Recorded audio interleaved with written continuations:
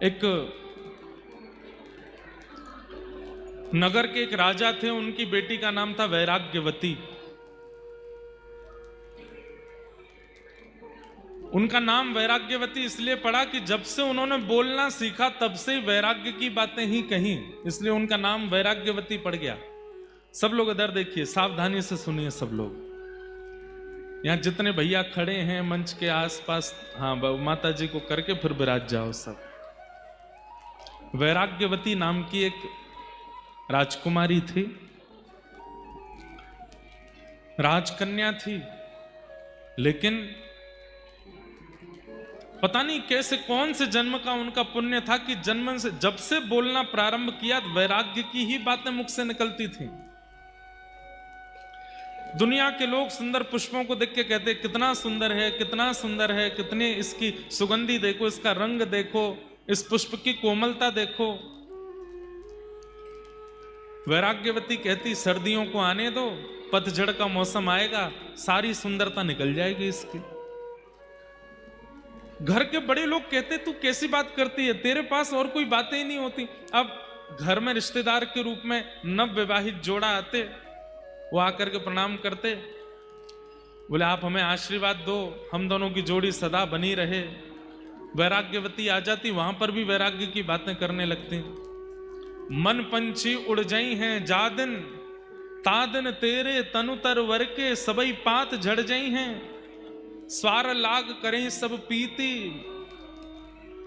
सुर नर मुनि जन की यह रीति। सब स्वार्थ के संबंधी हैं, ये संबंध कोई विशेष नहीं है, तुम दोनों विवाह करके आए हो। हर जगह वैराग्य की बात करती थी, इसलिए उसका नाम वैराग्यवती। एक समय आने पर तो राजा ने छोटी सी कुटिया बना करके महल के बाहर उनका निवास बना दिया, बोले तुम यहीं रहो। और पूरे दिन क्या करती, केवल ठाकुर जी का स्मरण।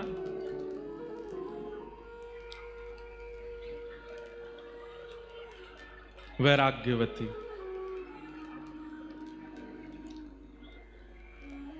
ठाकुर जी का स्मरण करती और कोई उसके पास चर्चा नहीं होती।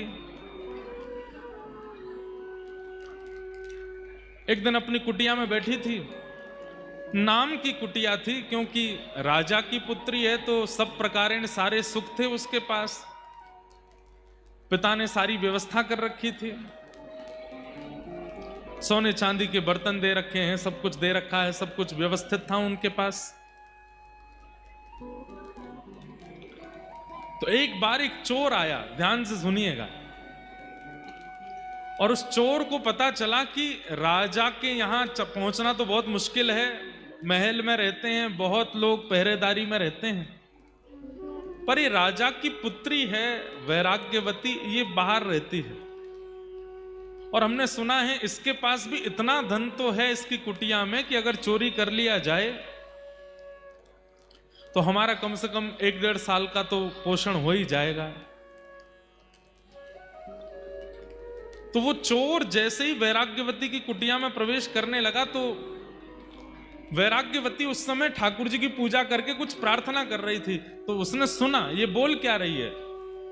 तो वैराग्यवती बोल रही थी, ठाकुर जी मुझे संसार से वैराग्य हो गया, माता पिता परिवार सबने मुझे दूर कर दिया, आपकी बड़ी कृपा, आपकी कृपा से सब मुझसे दूर हो गए, बस अब मुझे एक की चाह है, आप मत मिलिए मुझे, पर मेरे जीवन में एक सदगुरु भेज दीजिए, जिन गुरु की कृपा से मैं आपको प्राप्त कर सकूं, ऐसे गुरु मेरे जीवन में भेज दीजिए, गुरु कृपा मुझ पर करवा दीजिए।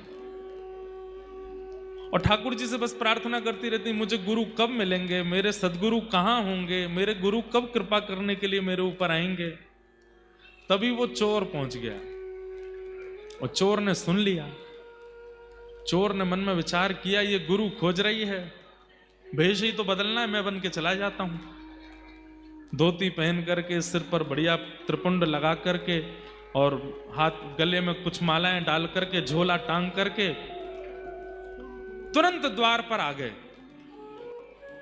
से कहने लगे, जल मिलेगा, हम बड़े प्यासे हैं, सीताराम जल मिलेगा। वैराग्यवती ने देखा,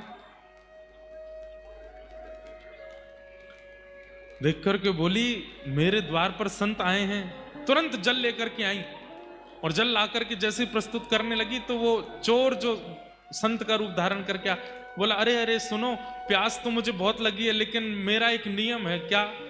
मैं जब तक दीक्षा नहीं दे देता, जब तक अपना शिष्य नहीं बना देता, तब तक उसके हाथ से कुछ पाता नहीं हूं। मैं केवल शिष्यों के हाथ से ही जल पीता हूं, शिष्यों के हाथ से ही प्रसाद पाता हूं। अब प्यास तो मुझे बहुत लगी है, रात्रि का समय, सब सो रहे हैं और तुम्हारे हाथ से पानी पीना है। प्यास तो बहुत लगी, लेकिन बिना शिष्य बनाए कैसे पीऊं?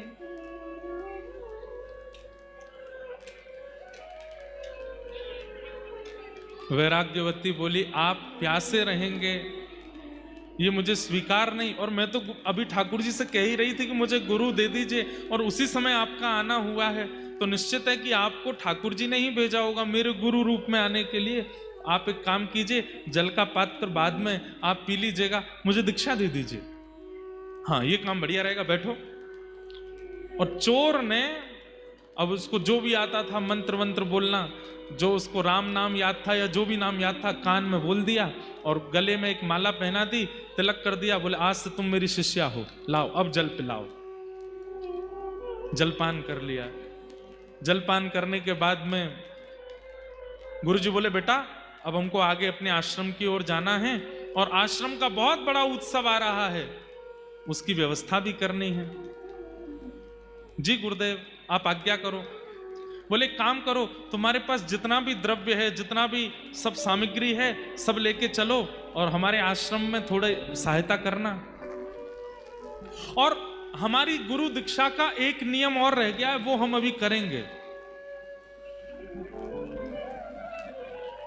क्या नियम है गुरुजी? बोले आप चलो। तो वैराग्यवती चल पड़ी, अपने घर का सारा सामान लेकर के, सारा धन धान्य लेकर के। अब तो गुरु मिल गए हैं, जो कहेंगे सब करूंगी। हम आपको ये बताना चाहते हैं कि गुरु के प्रति निष्ठा का फल ठाकुर जी कैसे प्रदान करते हैं।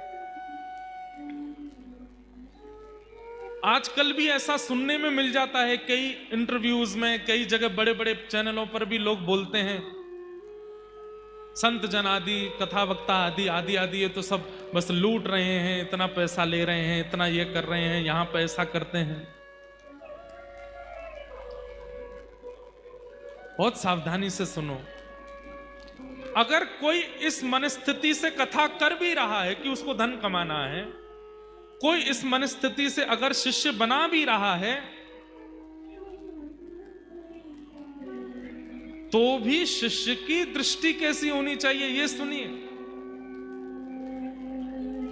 उनको दंड नहीं मिलेगा ऐसा नहीं है।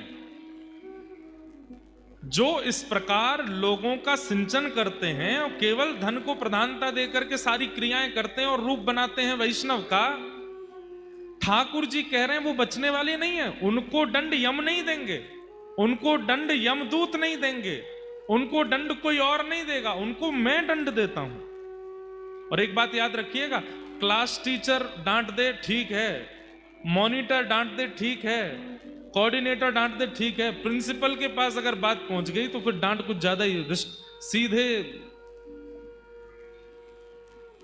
रिस्ट्रिक्शन ही होता है फिर स्कूल में।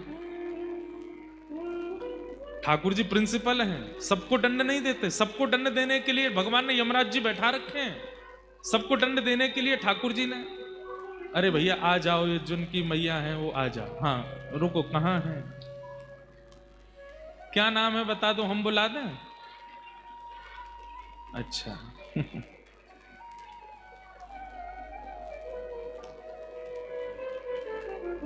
अद्भुत है, वाह।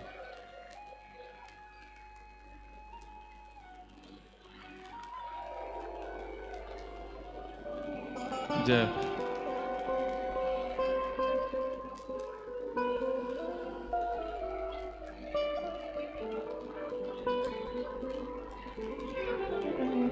जय।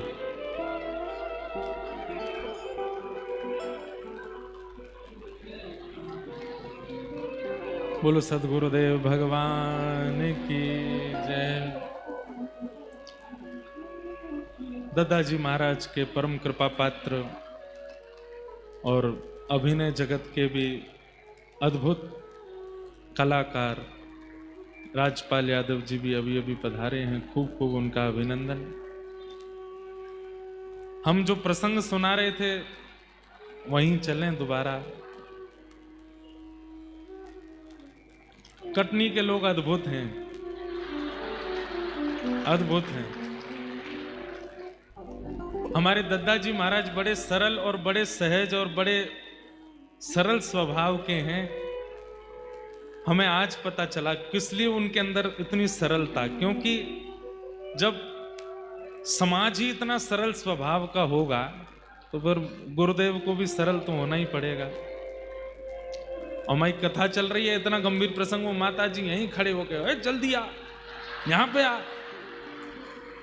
मंच से हम बोल भी रहे हैं तो भी यो नहीं कि भाई 1000 लोग कथा सुन रहे हैं ना, एक धीरे बोले ना इधर आ, और 2-4 लोग रोके, तुम चुप रहो, बेटा खो जाएगा मेरा, इधर आ।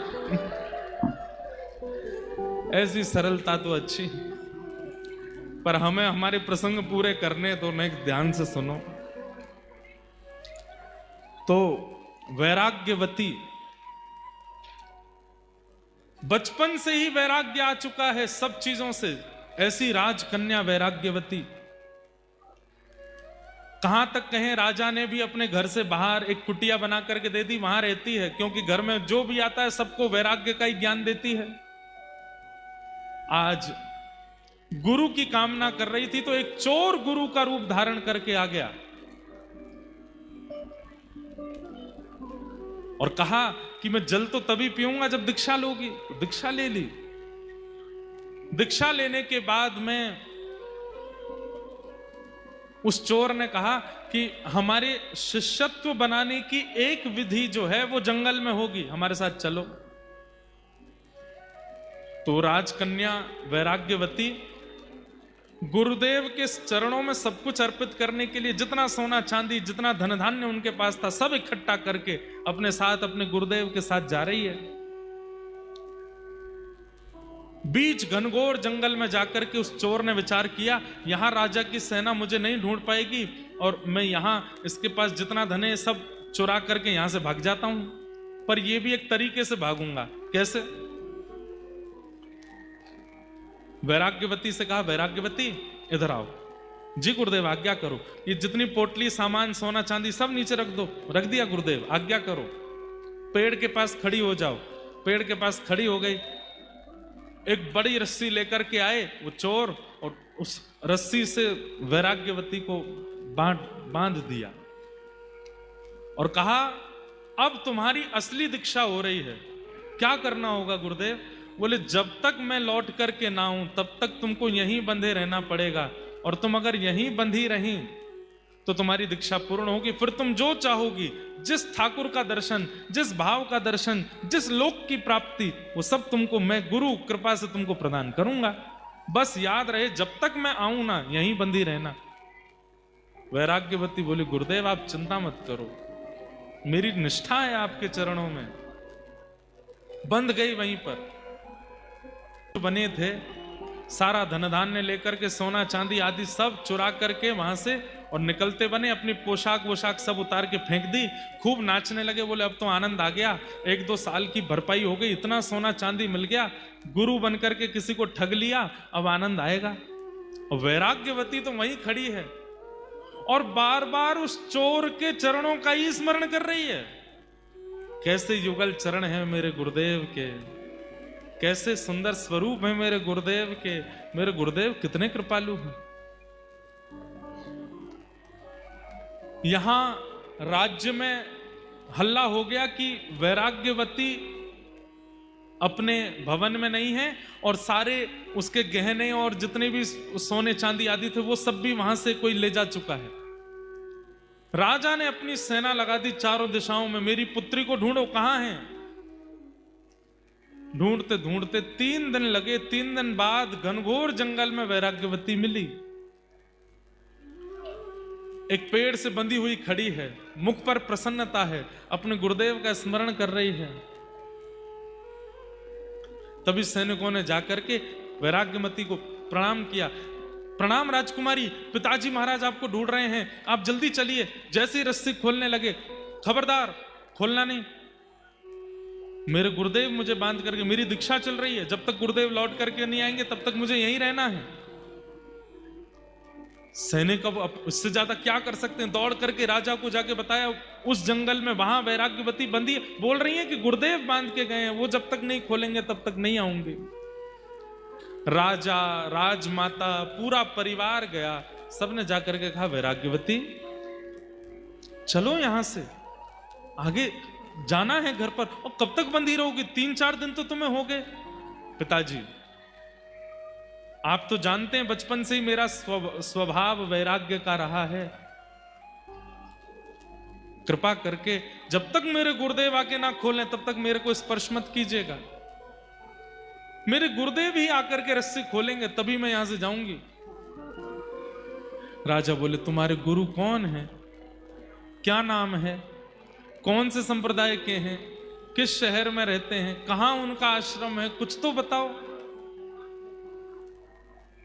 वैराग्यवती बोली, ये तो मुझे नहीं पता। वो तुम्हें नहीं पता तो फिर कैसे चलेगा काम? मैंने गुरुदेव से नहीं पूछा, गुरुदेव बताएंगे तो मैं उसकी जानकारी रखूंगी। मैं अपने आप कैसे पूछ सकती हूं?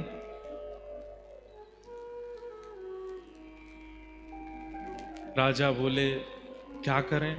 बड़े बड़े आचार्य, बड़े बड़े राजघराने में जो संत महापुरुष थे, सबने आकर के वैराग्यवती को समझाने का प्रयास किया। वैराग्यवती, वो कोई गुरु नहीं है, वो ठग है। तुम्हारे सारे बर्तन लेकर के, सारे तुम्हारे आभूषण लेकर के भाग गया है। कोई गुरु रूप धारण करके आया, तुमको ऐसे ही परेशान करके चला गया है। वैराग्यवती बोली, कृपा करके मेरे गुरुदेव के बारे में ऐसा मत बोलिए, वो मेरे गुरु हैं। वो चाहे तो मेरा सर्वस्व ले लें, मुझे कोई चिंता नहीं है। बड़े बड़े संत, बड़े बड़े ऋषि, आचार्य आए, लेकिन कोई भी वैराग्यवती को मुक्त नहीं कर पाया। अगर आपने मुझे मुक्त करने का प्रयास किया, मैं प्राण त्याग दूंगी अपने। सब चिंता में बैठे। तभी अनेक संतों ने नारद जी का स्मरण किया, वहीं बैठ करके यज्ञ किया। नारद जी का आवाहन करना चाहा कि हे नारद जी, आप पधारो। हाथ में करताल लेकर के, वीणा लेकर के श्री नारद जी प्रकट हो गए और प्रकट होकर के बोले, कहिए क्या बात है? बोले कि हमारी पुत्री यहाँ पिछले करीब 10-12 दिनों से बंधी हुई है और कह रही है गुरु आके खोलेंगे तो ही मुक्त होंगी। नारद जी महाराज ने जाकर के कहा, पुत्री, मैं नारद हूं। देवदत्ताम मिमाम वीणाम स्वरत ब्रह्म विभूषिताम मूर्छयित्वा हरिकथाम गायमानश्चराम्य हम। मैं देवदत्ता वीणा लेकर के जगह जगह ठाकुर जी का यश गाता हूं। मैं नारद हूं। मैं तुम्हें आज्ञा देता हूं, ये रस्सी खोल दो। माता पिता परेशान हो रहे हैं तुम्हारे।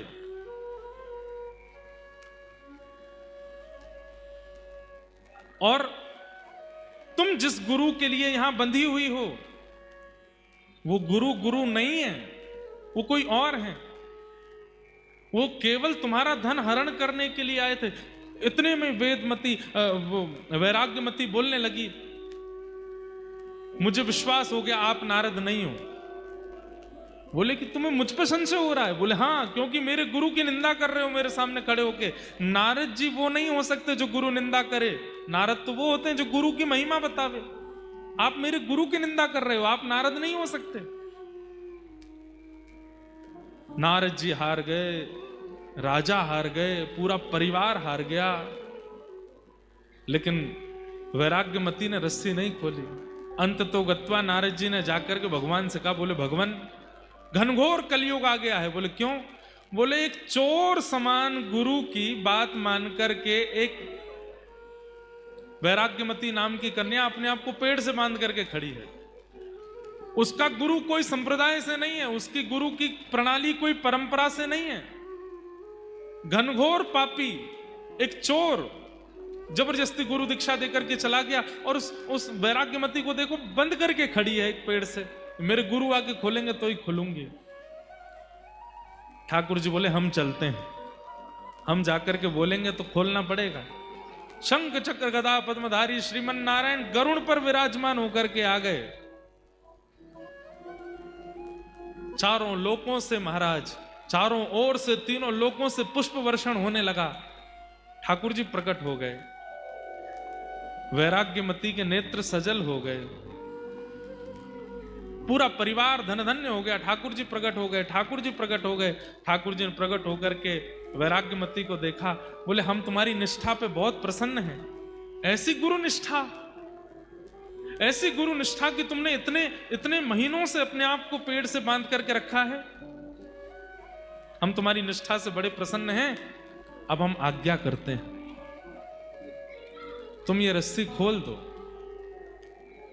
और जिन गुरु का मंत्र लेकर के और जिन गुरु से दीक्षा लेकर के तुम यहां खड़ी हो, वो गुरु नहीं है, वो एक चोर है, वो सामान्य व्यक्ति है, केवल तुमको ठगने के लिए गुरु का रूप धारण करके आया। वैराग्यमती के नेत्र सजल हो गए, ठाकुर जी के चरणों में वहीं से सिर झुका करके प्रणाम करती हुई बोली कि नाथ, पिता ने आकर के रोका, कुल गुरु ने आकर के रोका, नारद जी ने आकर के रोका, सबने एक ही बात कही कि मेरे गुरु चोर हैं, मेरे गुरु गुरु नहीं है, मेरे गुरु ठग हैं। सबने गलत गलत शब्द कहे, पर मैं मानती रही कि मेरे गुरु ही परम सत्य हैं। और आज तो इस बात पर प्रमाण हो गया कि मेरे गुरु सर्वोपरि है।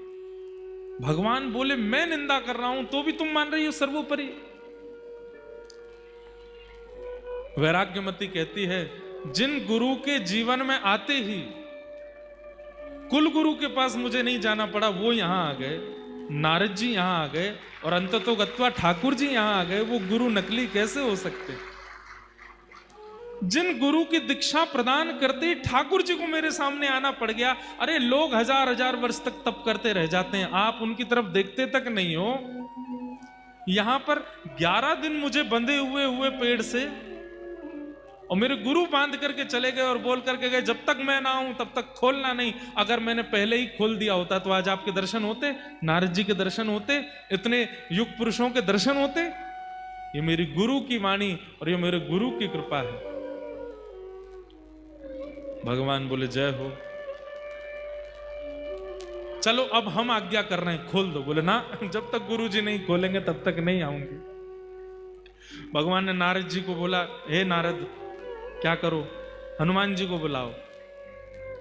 हनुमान जी आए। हनुमान जी के प्रकट होते ही वैराग्यमती बोली, अब तो और विश्वास हो गया कि मेरे गुरु जी, देखो हनुमान जी भी आ गए। अरे हमने इनको अपने काम से बुलाया। बोले किसी भी काम से बुलाया, दर्शन तो मुझे हो रहे हैं ना। अरे हनुमान जी बड़ी दिक्कत आ गई है, तुम एक काम करो। हनुमान जी बोले क्या करना है? इसके गुरु जी खोज के लाओ। हनुमान जी गए, वैराग्यमती अपने गुरु का परिचय दो। बोले परिचय कुछ नहीं पता, बस इतना पता वो मेरे गुरु हैं। कहाँ रहते हैं, क्या नाम है, क्या है, कुछ नहीं। अरे 10 मिनट पहले दीक्षा हुई, 10 मिनट बाद गुरुजी बांध के चले गए, मुझे कुछ नहीं पता उनके बारे में। और देखो इतनी कम जानकारी होते हुए भी कैसी गुरु कृपा हुई मेरे ऊपर। भगवान से हनुमान जी बोले क्या करना है भगवान, ये तो बावली है गुरु के पीछे। हनुमान जी इसके गुरु को खोजना है, और वास्तविक में वो सिद्धियों से ही पता चलेगा इसके गुरु कहां हैं। तो आप अपनी अष्ट सिद्धियों को प्रकट करके थोड़ा विचार कीजिए, ढूंढिए कि इसके गुरु कहां हैं। हनुमान जी ने अपनी नवनिधि अष्ट सिद्धियों को प्रकट किया और अपने मंत्र शक्ति से ढूंढा। तो ढूंढते अरे राम राम राम राम, क्या हुआ? बोले पास के राज्य में एक नगर सेठ है, उसके यहां पर चोरी कर रहे हैं इसके गुरुजी। बोले वही हैं इसके गुरुजी, लेके आओ। बोले चोर गुरुजी हैं? बोले हाँ। इतने में ही हनुमान जी महाराज तो अंतर ध्यान हुए, गदा लेकर के तुरंत प्रकट हो गए। गुरुजी यहां तिजोरी में से सामान निकाल रहे थे, पीछे मुड़ करके देखा तो पवन पुत्र हनुमान। हनुमान जी को देख करके गुरुजी, हे भगवान आप कैसे आ गए? हनुमान जी बोले चलो हमारे साथ, तुमको ले जाने आए हैं। बोले कि मैंने तो उम्मीद रखी थी कि यमदूत आएंगे, लेकिन आप आए हो, रामदूत आए हैं। मैंने ऐसे ऐसे काम किए कि मुझे तो लगा कि यमदूत ही आएंगे मुझको लेने, लेकिन आप आ गए नाथ, बड़ी कृपा। हनुमान जी लेकर के पहुंचे। जैसे ही प्रकट हुए हनुमान जी गुरु जी को लेकर के, आहा शंख चक्र गदा पद्म धारण करके गरुण जी पर भगवान बैठे हैं, नारद जी बैठे हैं, बड़े बड़े देवता बैठे हैं, और सारा राजवंश खड़ा है, और एक पेड़ से बंधी हुई वैराग्यमती खड़ी है। सबका दर्शन किया पहले तो चोर गुरुजी ने, सब क्रोध में देख रहे हैं उनको। बारे चोर गुरु बनकर के ऐसी दीक्षा देकर के गया। गुरुजी, हे भगवान आप कैसे आ गए? हनुमान जी बोले चलो हमारे साथ, तुमको ले जाने आए हैं। बोले कि मैंने तो उम्मीद रखी थी कि यमदूत आएंगे, लेकिन आप आए हो, रामदूत आए हैं। मैंने ऐसे ऐसे काम किए कि मुझे तो लगा कि यमदूत ही आएंगे मुझको लेने, लेकिन आप आ गए नाथ, बड़ी कृपा। हनुमान जी लेकर के पहुंचे। जैसे ही प्रकट हुए हनुमान जी गुरु जी को लेकर के, आहा, शंख चक्र गदा पद्म धारण करके गरुण जी पर भगवान बैठे हैं, नारद जी बैठे हैं, बड़े बड़े देवता बैठे हैं और सारा राजवंश खड़ा है और एक पेड़ से बंधी हुई वैराग्यमती खड़ी है।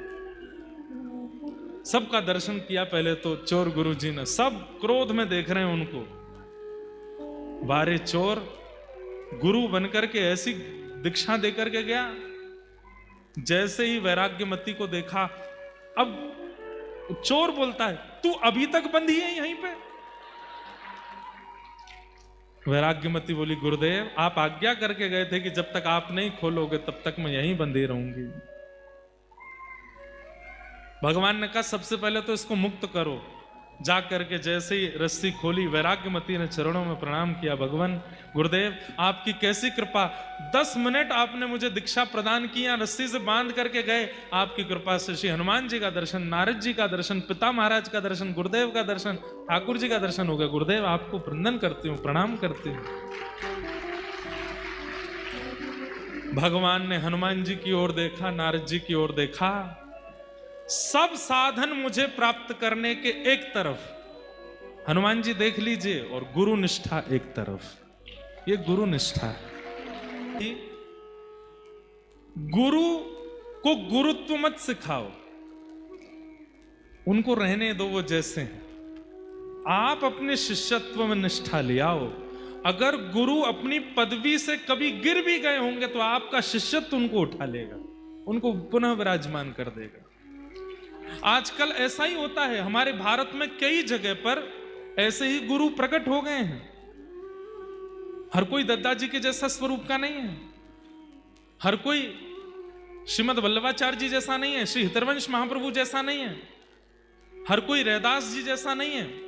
गली गली में गुरु फिरे, हमसे दीक्षा ले, स्वर्ग जाओ चाहे नरक में, हमें तो बस लिफाफा दो, ऐसे गुरु हैं। पर हमारी आपसे प्रार्थना, पहली बात, सीधे गुरु मत बनाइए। कुछ दिन वाणी का संग कीजिए, वचनामृत सुनो। और आप पूछेंगे कि वाणी में क्या सुने? वाणी से अनुभव कीजिए कि आपके चित्त के संशयों का समाधान होता है कि नहीं।